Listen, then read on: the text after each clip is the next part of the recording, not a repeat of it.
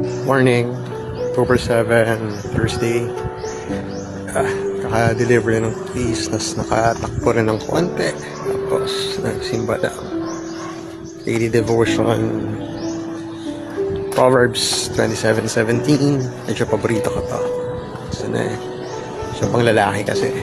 Iron sharpens iron. Nahasa. Nahasa lang tayo lahat. Parate, ni Lord.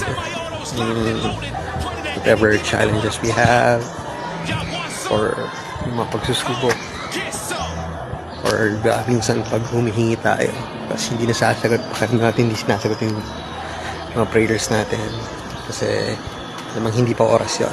And then babalik din tayo sa iron sharpens iron. Whatever we're doing, trying glory ni God is believing natin God works in mysterious ways. He's very illogical. Tayo kasi minsan gusto natin kontrolado natin lahat ng bagay. And reality, hindi po talaga ganun. Minsan, titiwala tayo. Yung obedient tayo kay Lord.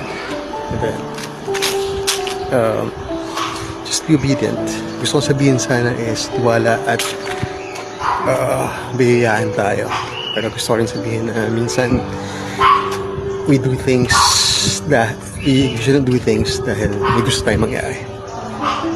Kasi kailangan namin obedient and then do everything for the glory of God. Yun lang. Alright, peace. Morning. Happy Thursday.